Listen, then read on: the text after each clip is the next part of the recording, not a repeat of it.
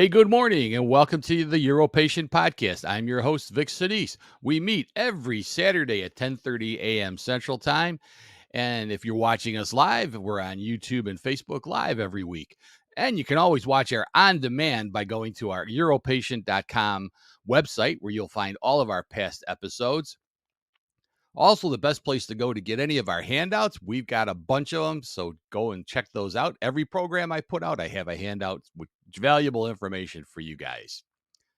So let's get started with our show this week. Hey, I'd like to welcome Dr. Aaron Berger from the practice I work with.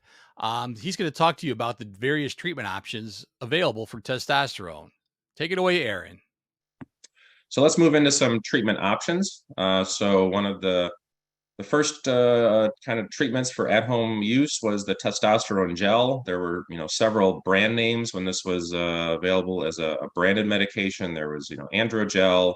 There's one called Axiron for a while that went under the armpit, almost like a deodorant.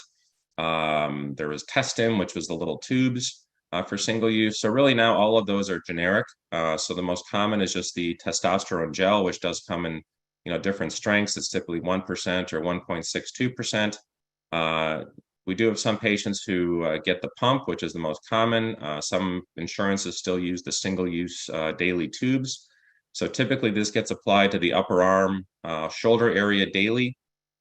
I typically recommend, having patients do this, after they shower and are getting dressed, because you don't want to get this wet for at least 2 to 3 hours after application. There is the risk of transference. So women and children really should not be, coming in contact with testosterone gel. So for people who have children or grandchildren who are on therapy, if the patients are on therapy and they have children or grandchildren, coming by and they have short sleeve shirts on and they, the kids are jumping on them and playing with grandpa or dad. You don't want to have the kids be in contact with the testosterone gel. So they got to be cautious of that. These are generic at this point, as I mentioned. So often this is the initial therapy that we can get insurance coverage for. There is a percentage of patients, roughly about 15-20%, they just don't absorb this well. And it's unclear exactly why this is. As I tell some patients, they could take a bath in the stuff, it just doesn't work. So some patients who do 2 pumps, 3 pumps, whatever, their levels just don't budge. So it's unclear exactly why that is, but for some people, it just doesn't work. And in some patients, they do get some skin irritation. It's not real common, but it certainly can happen. Everyone, there's people have sensitive skin, so that can happen as well. There is also a testosterone patch. I think that used to be called Androderm. But that's generic as well now. So there's 2 milligram or 4 milligram patches. So you do 1 to 2 patches nightly, lasts for 24 hours.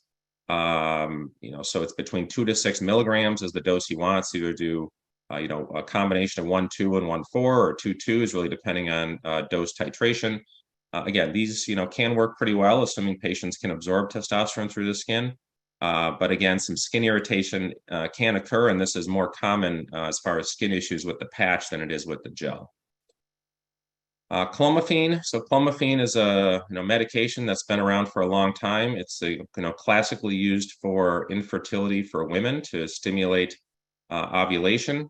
But since the pituitary pathways for men and women, as far as LH and FSH, are similar, it is also used to help promote the production of more LH, which then stimulates the testicles to produce testosterone. So basically, clomiphene blocks the estrogen receptor at the pituitary, and estrogen basically is acting as the off switch, in essence, for this hormonal pathway. So some testosterone does get converted to estrogen naturally.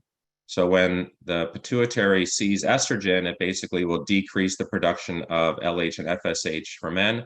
So by blocking this with the clomiphene, it keeps the LH and FSH production going, which will then subsequently go to the testicles and increase testosterone production. So this can be taken either 25 milligrams daily or 50 milligrams every other day, which is what I typically use. And if patients do have an interest in future fertility, this is really the go-to medication, in my opinion, because it does not suppress and in fact enhances their sperm production. So they may have even better chances of more children than they do without the medication. So it kind of has a double benefit if patients are having some issues. A lot of infertility patients, when they're going through that stress of that whole process, sometimes the interest in sexual activity or the libido is decreased, and sometimes they do have a low testosterone or low normal testosterone. So this does have somewhat of a double benefit. And it is generic, so it is relatively easy to get and get covered for patients. There's also two other oral medications, which are actually synthetic testosterone. So these are not stimulating. Pretty much everything else we're talking about here is not stimulating natural production, but this is this is actual testosterone therapy. So Jatenzo has been out for a few years. It comes in 3 different strengths, all nice round numbers, 158, 198, and 237. So not sure exactly. I'm sure the studies just found those were the right doses, but a little confusing there. But so you can always reference your pharmacy book. But the starting dose is typically 237 milligrams twice a day. And then once you get patients started on therapy, you can either go up or down, depending on how their labs work and how they are feeling. Another newer medication came out a couple years ago called Tilando. This comes in 112.5 milligram pills.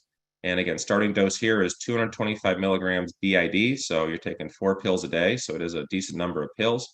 Both of these, in my experience, do work well. But, they do have some difficulty as far as insurance coverage. So, especially because these are oral medications, these come out of patients' pharmacy benefits, not as much as their medical benefits.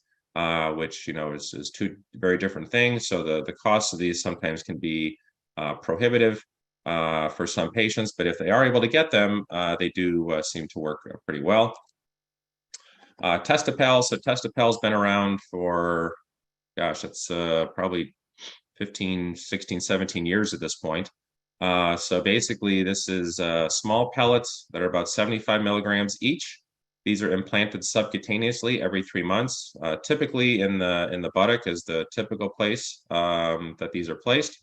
So the starting dose is typically 6 pellets, but then you can titrate up if levels are not therapeutic and or if their symptoms are not improved. So basically, the patients come in, you prep a little area in the kind of the upper outer quadrant of their buttock. You make a small stab incision, and then there's a needle and a little trocar needle that goes in. You slide that in, and then you remove the inner part, the stylet, that has the sharp point on it, and then it's basically a hollow introducer that you slide the pellets in. It's kind of like loading a shotgun.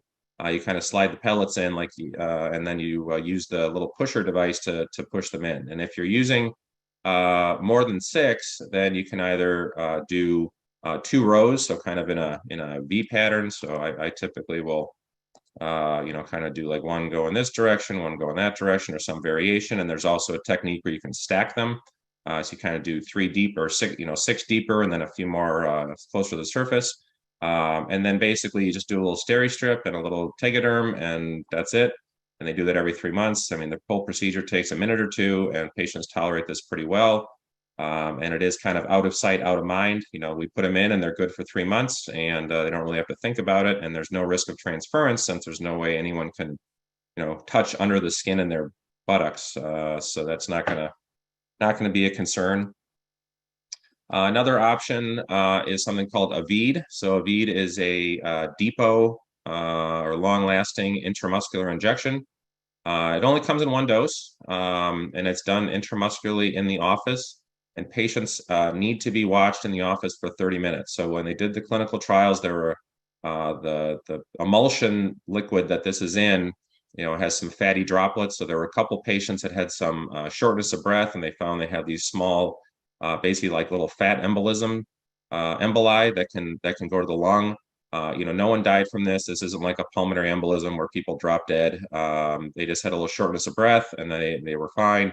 But based on those couple situations, the FDA does have a warning that you basically have to observe these patients and document you observe them, and that they had no respiratory issues for about 30 minutes after the injection. So these days, when everyone's got their phone, they can sit there and watch Netflix or whatever. It's not that big a deal. or watch past episodes of Euronurse would be even better. Then they have something to do, so it's really not that big a deal. Most people don't really have a problem with this. The schedule with Avid is you do an initial injection. The second injection is about 4 weeks later, and then subsequent injections are every 10 weeks. And the recommendation from the company that makes this is that you don't check their repeat labs until after that third injection. That's really, there's kind of a ramp up period to kind of get the levels to steady state.